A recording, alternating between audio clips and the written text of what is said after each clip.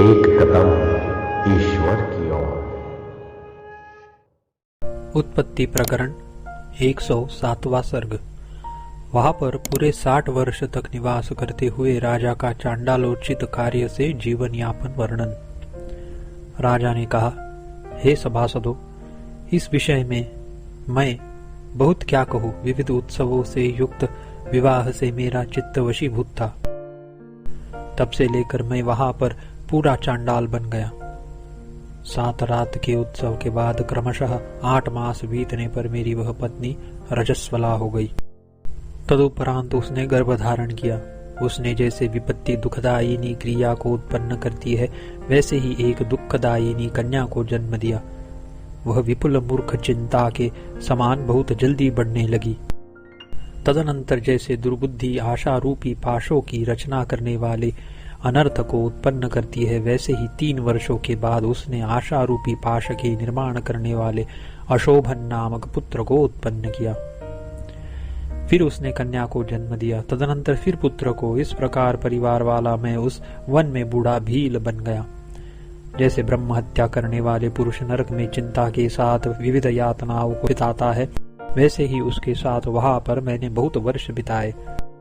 जैसे बूढ़ा कछुआ छोटी तलैया में चिरकाल तक चक्कर काटता रहता है, वैसे ही शीत, वायु, ताप आदि के कष्ट से पीड़ित मैं वन में फिरता रहा। कुटुंब के पालन की चिंता से नष्ट हुई, अतएव जल रही बुद्धि से मैंने जलती हुई दिशाओं के समान अनेक क्लेशकारी कार्यों को देखा।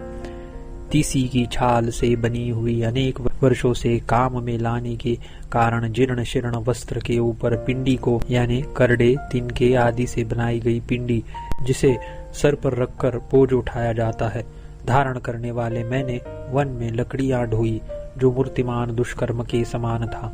जुओं से भरे हुए जीर्ण शीर्ण, पसीने से तर, अतएव दुर्गंध से युक्त कौपीन मात्र ही मेरा एकमात्र वस्त्र था। इस प्रकार एकमात्र कौपीन धारण करने वाले मैंने धवलीक नामक वृक्षों के तले विश्राम लेकर अनेक वर्ष बिता दिए। जैसे हेमंत ऋतु में मेढक वन के मध्य में छिप जाता है, वैसे ही जाड़ा और शीत वायु से जर्जरित और कुटुंब के भरण पोषण में उत्कंठित मैं वन के अंदर छिपा रहा। नाना प्रकार के कलह कल्लोलों के संताप से पिघले हुए खून की बूंदे आंसुओं के बहाने मैंने अपनी आंखों से छोड़ी। भीगे हुए जंगल में पाषाणों की गुफा रूपी कुटियों में मेघ से भीषण वे रात्रियां बीती, जिनमें एकमात्र वराह का मांस ही भोजन को मिलता था।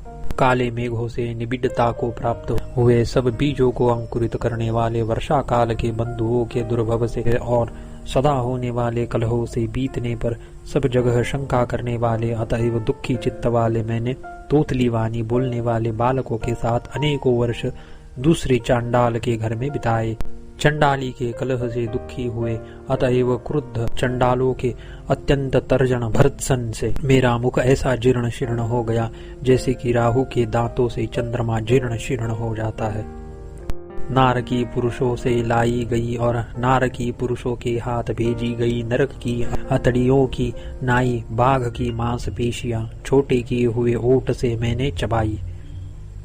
हिमालय की कंदराओं से निकली हुई बड़ी भयंकर हेमंत की लहरों, शिशिर में जलकणों की तेज वृष्टियों और बर्फ की राशियों को मैंने वस्त्र रहित शरीर से सहन किया। ये सब इतनी भीषण थी कि मालूम पड़ता था मानो यमराज ने बाण छोड़े हो। बुढ़ापे से जीर्ण और मूढ़ हुए अकेले मैंने पुण्यों की नाई अनेक वृक्षों की जड़ खोद डाली। चंडाल होने के कारण मुझे कोई छूता न था और मेरी स्त्री भी परले सिरे की डाकिन थी। तह जंगल में हड्डियां आदि मिट्टी के बर्तनों में बड़ी लगन से पकाया हुआ मांस मैंने खाया। अपने तेज के नाश के लिए भांति भांति के मुख के विकार करने वाले मैंने अपने मांस की नाई मृग और भेड़ का मांस अन्य लोगों से खरीदा। उनमें से कोमल कोमल मांस को निकाल कर और लोहे के पात्र में पकाकर विंध्याचल के निवासी भीलों की बस्तियों में अधिक लाभ के लिए बेचा। वह मांस क्या था, मानो हजारों जन्मांतरों में उदित हुआ मेरा पाप ही था। बेचने से बचे हुए मांस को चंडालों के घरों के आसपास के बागों में सूखने के लिए मैंने फैला दिया। वह अपवित्र मल मूत्र हाथी से व्याप्त था। रव रव नरक में पड़े हुए की तरह अत्यंत दुर्दशा को प्राप्त हुए। अतएव विंध्याचल की झाड़ियों के बंधु से बने रहे मैंने संध्या के ऊपर स्नेह से रहित यानी कंद मूल मांस आदि के अर्जन में विघ्न डालने वाले संध्या काल की विद्वेषणी बुद्धि से कुदाली को ही देखा, अन्य किसी को नहीं देखा, जो पोषक होने के कारण उस समय मित्रता को प्राप्त हुई थी। जिस दुर्दशा में लाठियों के आघात से कुत्ते आदि के उपद्रव को दूर करने वाले और भीलों के तुल्य शरीर वाले मैंने कुग्राम के अंधे लोगों के खाने योग्य कोदो आदि मोटे मोटे अन्न से परंपरा संबंध से दैव द्वारा प्राप्त पुत्र स्त्री आदि का भरण पोषण किया। जिनके पत्ते मूसलाधार वृष्टि से शब्द करते थे, ऐसे सूखे हुए ताड़ के पेड़ों के तले वन वानरों के साथ जाड़े के मारे दांतों को खटखटाते हुए मैंने रात्रियां बिताई। उस समय शीत से आक्रांत मेरे शरीर में रोमों ने सूची के अग्रभाग का आकार धारण कर रखा था और वर्षा ऋतु में वे मेघ के बिंदुओं को मोतियों के तुल्य धारण करते थे। क्षुधा से पीड़ित और क्षीण उदर वाले मैंने मेघ के खंड के समान तुच्छ बकरे के मांस के टुकड़े के लिए जंगल में अपने परिवार के साथ बड़ा भारी कलह किया। वन में शीत से मेरे दांत बजते थे और मारे जाड़े के मेरी आंखें तिरछी हो गई थी। मेरा शरीर स्याही से भी अधिक काला हो गया था। यह सब होने से मैं पिशाचों का सगा संबंधी बन गया था। जैसे प्रलय काल में जगत का भली भांति विनाश करने के लिए फांस हाथ में लिए हुए काल घूमता है, वैसे ही मैं मछलियों को मारने के लिए नदी के किनारे किनारे बंसी लेकर घुमा। बहुत उपवास होने के कारण तुरंत काटे हुए मृग के वक्षस्थल से तत्काल गर्मागर्म खून माता के स्तन के दूध के समान मैंने पिया। श्मशान में बैठे हुए खून से लथपथ तथा श्मशान भूमि में स्थित अपवित्र मांस बलि आदि खाने वाले मुझसे वन के वे ताल ऐसे भागे मानो वे चंडिकाओं से भगाए गए हो। मैंने वन में मृग और पक्षियों के बंधन के लिए जाल ऐसे फैलाए जैसे कि लोग अपनी वृद्धि के लिए पुत्र स्त्री कुटुंब आदि की आशा का जाल फैलाते हैं।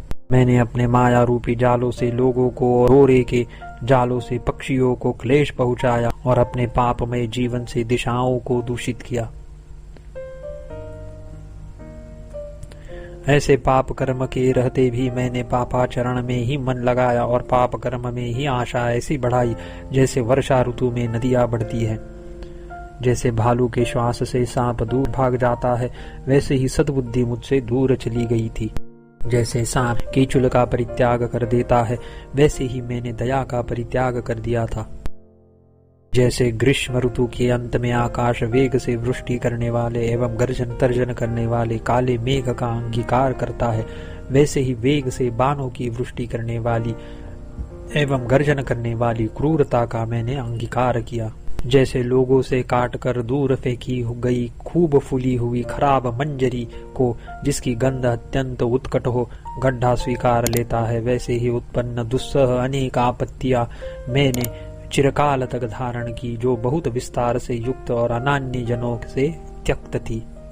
इतने समय तक इसका भोग करना चाहिए। इस प्रकार का नियत काल ही जिनके क्षेत्र भेद का विभाग करने वाला है, ऐसी नारकी उत्कट भूमियों में मैंने पाप रूपी बीजों की मुट्ठियां बोई, जिन्हें मोह ही वर्षा के तुल्य बढ़ाता है। विंध्याचल की गुफाओं में रहने वाले मैंने जाल आदि मृगों को फंसाने के साधनों से मृगों पर अपना निर्दयता पूर्वक ऐसा पराक्रम दिखाया जैसे कि काल प्राणियों पर दर्शाता है। जैसे श्री विष्णु भगवान शेषनाग के शरीर पर शयन करते हैं, वैसे ही मैं, जिसका विवेक नष्ट हो गया था, चामरी के कंठ रूपी भीत पर सिर रख कर सोया। चंचल चरण और वस्त्र वाले तथा शब्द पूर्वक धूम जिसमें उल्लसित हो रहा है, ऐसे मेरे शरीर ने पक्षियों से, जिसके समीपस्थ पर्वत और आकाश चंचल हो, गरजते हुए व्याघ्र आदि से जिसका रूप उल्लसित हो, ऐसे कुहरे से आच्छन्न विंध्याचल के जलमय प्रदेश की शोभा धारण की।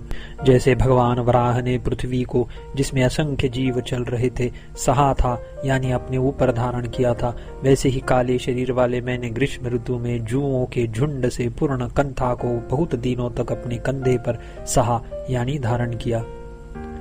बहुत बार मैंने वन में धधकती हुई अग्नि से बहुत से प्राणियों को भस्म कर डाला था, अतएव मैंने जिसने प्रलय की अग्नि से जगत को खा डाला उस काल का अनुकरण किया। जैसे स्त्री प्रसंग का व्यसनी पुरुष रोगों को उत्पन्न करता है, अथवा जैसे दुष्ट ग्रह या दुराग्रह वैर कलह आदि अनर्थों की सृष्टि करता है, वैसे ही मेरी पत्नी ने दुख और सुख रूप बच्चों को उत्पन्न किया। राजा के लड़के, उसमें भी इकलौते लड़के, अतएव दोषों से अत्यंत निबिड़ मैंने तब कल्प के सदृश 60 वर्ष बिताए। हे सभासदों, दुर्वासना रूपी बेड़ी से बंधे हुए अभागे मैंने वहां पर आप लोगों को जितना समय मालूम हुआ उसकी अपेक्षा कहीं अधिक समय तक क्रोधावेश से भद्दी भद्दी गालियां दी, आपत्तियों में खूब जोर से रोया, रूखा सूखा मोटा अन्न खाया, भीलों की टूटी फूटी गंदी टोली में निवास किया। 107वां सर्ग समाप्त।